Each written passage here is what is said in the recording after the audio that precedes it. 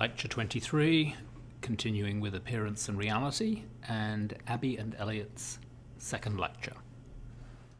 Welcome back, everyone. On Monday, we discussed Russell's argument against the naive view. That is, his argument to the conclusion that you never directly perceive ordinary objects. We also, right at the end, briefly went over his suggestion that, instead, you perceive sense data. And we ended with a question. If the sense data account of perception is right, why posit ordinary mind-independent objects at all? Why not instead say that the world is just nothing but sense data? This week, we're going to look at an argument from Vasubandhu to that very conclusion, although, of course, Vasubandhu doesn't state his argument with the jargon of sense data. But before that, Russell. Russell does believe there's a mind-independent table there, and not just Brown's sense data. You read Chapter 1 of the Problems of Philosophy on Monday, but his argument for the existence of the mind-independent table doesn't come until later in the book, in Chapter 2. But don't worry, I'm going to briefly go through that right now. His argument takes the form of an inference to the best explanation. Here's what Russell says. The hypothesis that everything is sense data is, in fact, a less simple hypothesis, viewed as a means of accounting for the facts of our own life, than the common sense hypothesis that there really are objects independent of us, whose action on us causes our sensations. So he's going to give an inference to the best explanation. That is, he's going to say, look, the best explanation of the patterns of sense data we have is that there are mind-independent objects that cause these sense data. He gives two examples of patterns of sense data that are apparently best explained by appealing to mind-independent objects, and both examples include cats. We happen to have some cats on hand, so I just couldn't resist illustrating his arguments on film. For the first example, suppose you see the cat in one location and then later on in another location.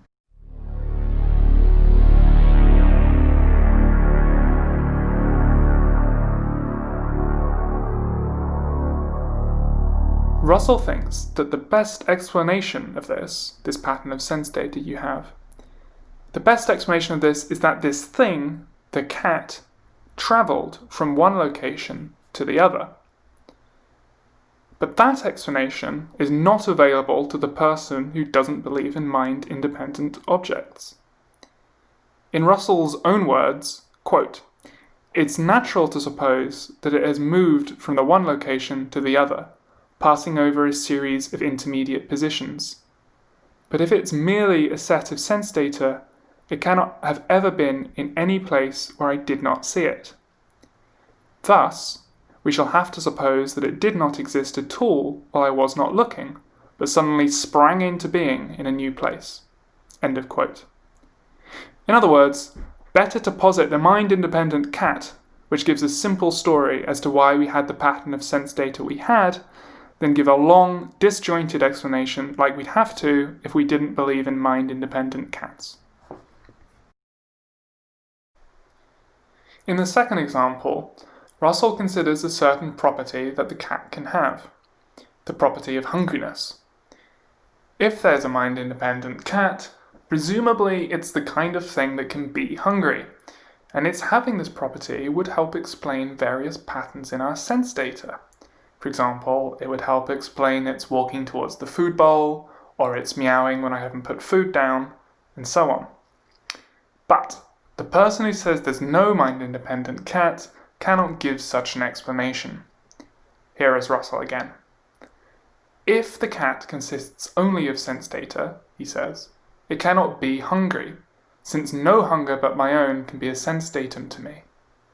Thus, the behaviour of the sense data which represent the cat to me, though it seems quite natural when regarded as an expression of hunger, becomes utterly inexplicable when regarded as mere movements and changes of patches of colour, which are as incapable of hunger as a triangle is of playing football. Overall then, Russell ends up with the picture of perception you see on the bottom of this slide. All we directly perceive is sense data, but these sense data are caused by real, mind-independent objects like tables and cats. While we never directly perceive these things, we can infer they exist from the kinds of sense data we have. We've seen Russell's argument for the claim that, while the only things we perceive directly are sense data, nonetheless we can infer that ordinary objects like tables also exist. We'll now turn to an argument from Vasubandhu to the conclusion that there are no real mind-independent tables. Everything we appear to see is just that, mere appearance. Vasubandhu was a Buddhist philosopher writing around 400 to 500 CE. Needless to say, he predates Russell by many hundreds of years, but taking some philosophical creative liberties, we can imagine Russell as Vasubandhu's dialectical opponent. We're going to begin by looking at Vasubandhu's negative argument. So this is his argument against his opponent. Again, here we're thinking of his opponent as someone with a view like Russell's. Vasubandhu's opponent, he imagines, might say something like this. We can infer that mind-independent things exist from the fact that appearances, 1, arise at particular times and places predictably, 2, seem to be shared by many people, and 3, seem to be able to cause various things. Notice here the similarities to Russell's argument involving the cats. So Vasubandhu doesn't like this argument. Let's consider each part in turn. First, let's look at 1, the claim that we can infer the existence of mind-independent things due to the fact that they seem to appear at particular times and places predictably. Why is it that sometimes we see cats, for example, and other times we don't see cats? Vasubandhu suggests that to understand where this argument goes wrong, we should consider dreams. In dreams, certain objects only appear at certain times and places. For example, in our sleep, sometimes we might dream of unicorns, whereas other times we might not. Whatever the explanation of that is, we don't need to posit the existence of real mind-independent unicorns underlying my dreams. They just appear to me. What about the second argument, the claim that appearances can be shared by many people? Vasubandhu again argues that this is not a strong enough argument from which to infer that there are mind-independent objects. In the paper we read, he considers individuals' shared visions of hell. For a secular, more contemporary counterpart to this idea, though, recall the optical illusion which we showed you in Monday's lecture. If the illusion was successful, many of you should have seen an image of Taylor Swift when what was really in front of you was a blank screen. The fact that each of you saw something very similar, though, needn't be an indication that there was really a picture of Taylor Swift in front of you. As a related example, we might imagine a multiplayer virtual reality game. Each of the players seem to see the USS Enterprise in front of them. The fact that they seem to share an appearance of the Enterprise does not thereby mean that the Enterprise is really before them. Finally, what does Vasubandhu think about the third argument, the claim that our appearances seem to have causal power? For example, it seems as though my cat can walk over and bite me and cause me to feel pain. If there's no real cat there, what causes my pain? Vasubandhu's response is that mere appearances do have causal powers. Vasubandhu gives an example involving what he calls nocturnal emissions. Here's a different example. I take it the idea is something like this. Sometimes if I play certain video games for too long, I feel motion sick and I have to sit down and look away from the screen. The images aren't actually touching me, but they cause me to feel a certain way. Examples like this are fairly commonplace. So we can accept that everything is mere appearance and that appearances have causal powers. Now that we've seen Vasubandhu's negative argument, Let's take a look at what he has to say positively in favour of the claim that there are no real ordinary objects, only appearances. His argument appeals to the mereology of ordinary objects, where mereology is the study of parts and wholes. A mereological question, for example, might be, how are the wings of a fly related to the fly itself?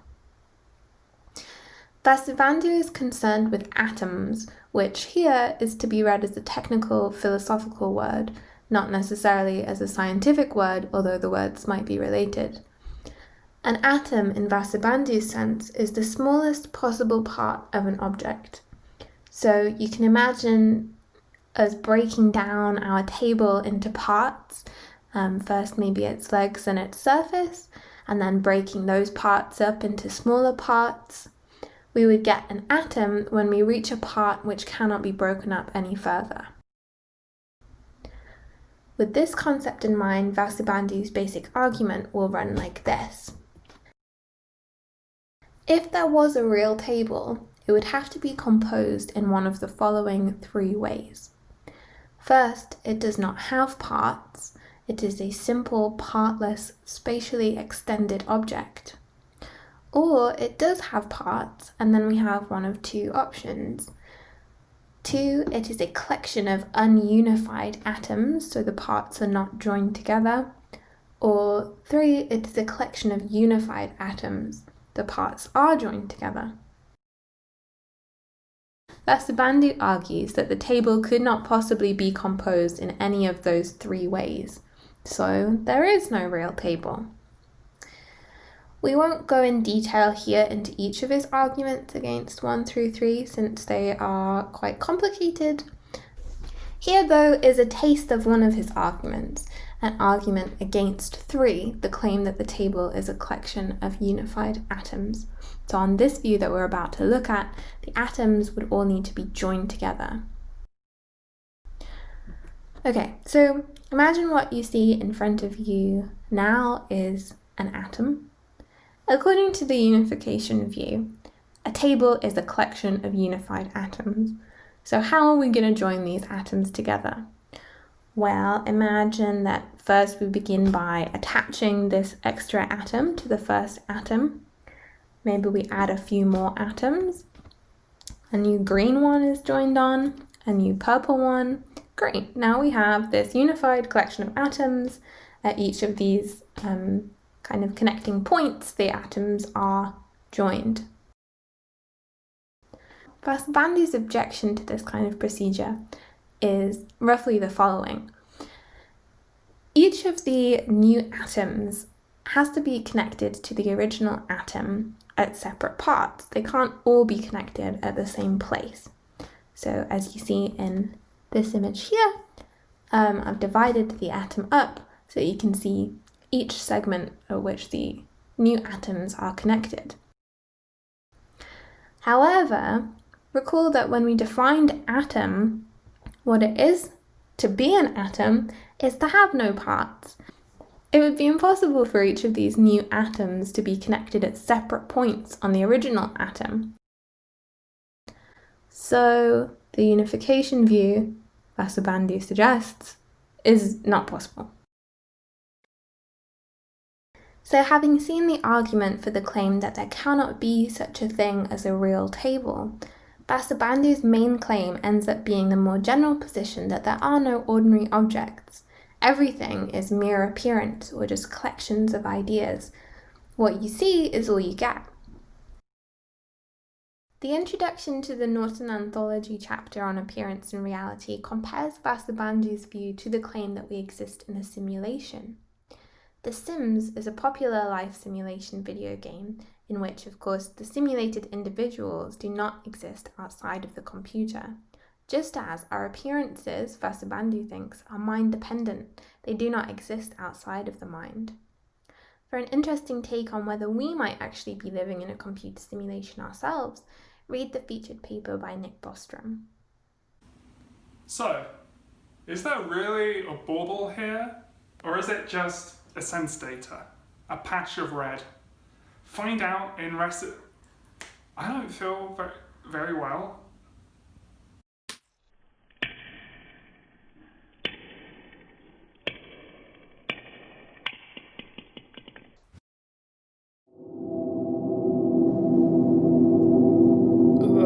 was so weird. Are you okay? Yeah, I am. I think we actually got a good take. I'm gonna go start editing, I think. Yeah. Okay.